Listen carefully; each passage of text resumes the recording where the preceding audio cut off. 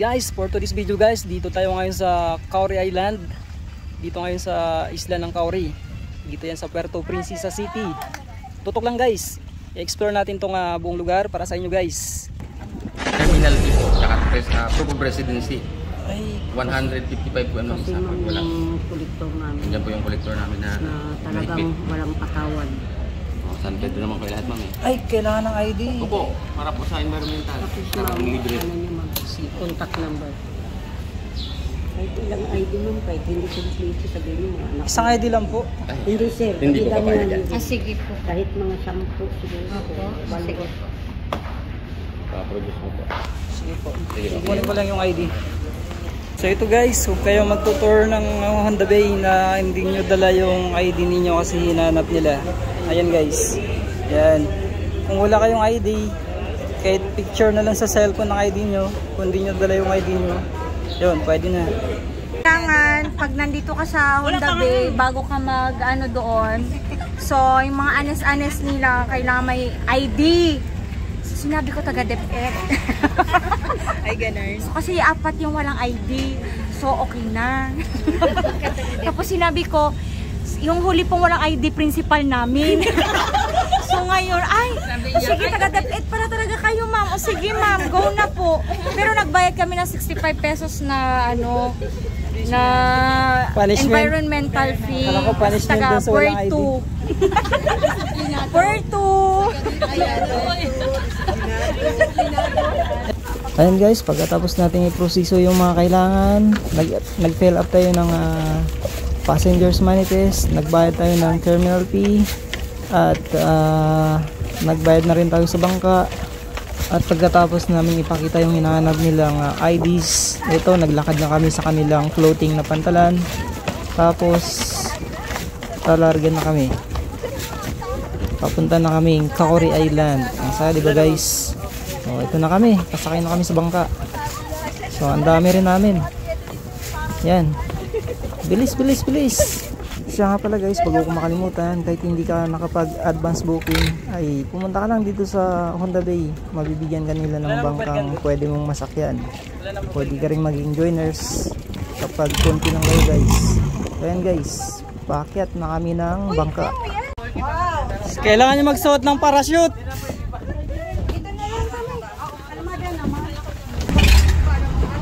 Alis na yung mga palaboy. Ako, mamamasyal mo na mga sindera. Wala mga rich kid. Mga rich kid. Arcade. Mamasyal mo na mga arcade. Ilan? Ay. Malapit lang pala yung Cowrie. 15 minutes.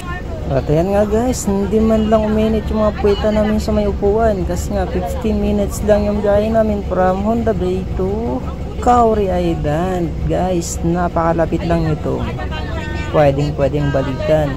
Pwedeng umihi ka lang tapos umuwi ka na agad, diba guys? At ayan guys, atat na kaming bumaba. Syempre, babaan na lahat. Ano pang inaantay mo dyan sa bangka? Tara na, baba na tayo. Ayan, ganda ng outfit, may ganda.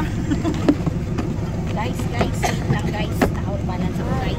So yun guys, pagkababa namin ng bangka, nag-antay kami saglit. Nabigyan agad kami ng aming mapupwestuhan ng cottage. So binayaran agad namin para makapag-pwesto na. Ganun lang guys kadali yung proseso nila dito guys. Tara na, samahan nyo kami dito. Kuya, ano daw po kami magpasundo? Yeah, nag-set na rin kami mga time ni Kuya kung anong oras kami nila pwedeng sunduin. At hindi na namin guys pinatagal. Nag-prepare agad kami ng pang-ihaw namin. Ayan guys, oh, pagkalalaking isda. Alam nyo guys, ang sarap-sarap niyan. At medyo napadali yung pagluluto namin kasi malaki yung space nila dito. May pwede kang pag-ihawan na area. Yan guys, nagtalong na rin kami para masaya yung buhay namin guys. Tara na guys. Open nila kasi. At ayan guys, dahil tapos na kami magluto ng aming inihaw, sinimulan ko na rin mag-ikot-ikot dito sa kanilang lugar. Dito sa likod banda makikita natin yung shower area. Ayan, dito naman sa kabila yung kanilang restroom. Magkabilaan yung babae at saka lalaki. Ayan guys, ito yung pinaka shower room nila. Yan, may bubong na ano yan, napakagandang bubong. Ayan guys, medyo hindi talaga to nawawala yung smoking area. Dito rin banda yan sa may likuran. Ayan, kasi para medyo malayo dun sa mga ibang guests, dito nila nilagay yung smoking area. Ayan. Ayan guys, lipat tayo dito sa kabila banda. Medyo masarap maligo dito, pero hindi po pwede dyan. Restricted area yan, kasi nga hindi abot ng mata ng lifeguard natin. Ayan o, do not go beyond this area. Ayan guys, dyan kasi banda yung mga docking area ng mga bangka na pumupunta dito. Ayan o, kung nakikita nyo, konti pa lang yan kasi maaga pa ito. Yan. Pero pag tanghali, tingnan nyo, abot yan dito yung mga bangkang nakahidira sa sobrang daming pumupunta dito. Ayan guys, kakasabi ko lang talaga, no swimming dito sa lugar na to. Ayan. Ayan o, nakikita nyo, no swimming in this area. Eto guys, lipat tayo sa kabilang side. Ito naman yung mga makikita nyo dito banda sa kabilang side. Yan, ito, yan, may Kauri Island na nakalagay.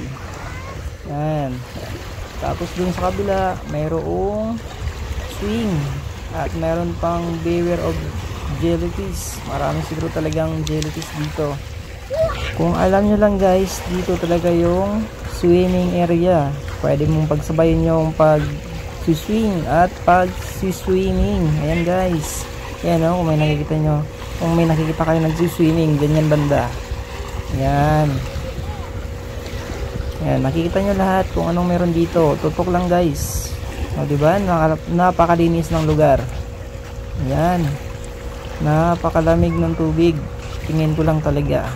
Ayan. Ayan guys, kung nakikita nyo, yan yung area nila dito sa Kauri Island. Ayan. So dun sa kabila guys, dead end na yun guys, hindi ka na pwedeng lumagpas dyan sa may signboard na yun na nakikita ko. Ayan. So maglakad tayo papunta dun sa pinag-iihawan namin. Ayan, dito lang yan guys, banda sa may likuran. Ayan, malapit na tayo. Ayan na guys, dito kami nag-iihaw sa may bandang likuran. Ayan, meron ng isa. Dalawa. May dalawang ihaw na kami. Ayan. Sarap naman yan guys. Yun o, pwede na, malapit na. Pwede na yan. At nagtalong din talaga kami para masaya talaga yung buhay namin. Yun guys, okay na. Tapos na tayo magluto. At ito guys, dito nga guys yung pinakaharap ng beach ng Kauri. Dito nangyayari ang lahat ng pictorials. Karamihan sa mga pictorials dito talaga para syempre remembrance. At ayan nga guys, mayroon pang nagti-tiktok oh. Ayan, ang galing nila. Yun oh, may paikot-ikot pa. So dito lang yan guys, sa may harap ng Kauri. Ayan. Dito tayo ngayon sa Kauri Island, dito yan sa Puerto Princesa City. Dito na rin lang tayo guys, explore natin to. Makikita nyo lahat ng kung anong mga meron dito. So tutok lang guys, kapit lang, dita lang yan. Dita lang yung katapat, makikita nyo lahat ng kung anong mga meron dito sa Kauri Island na to. So yan guys, tingnan nyo guys. Yan.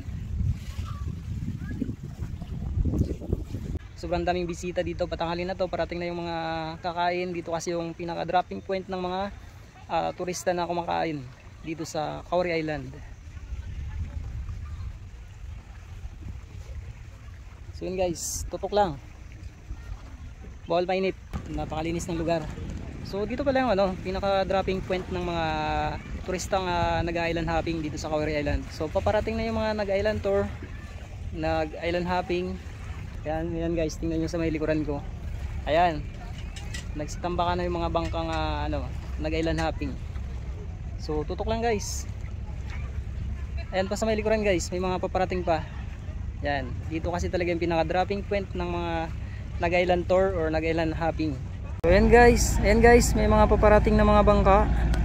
Syempre dito sila mananangalian guys. Yan.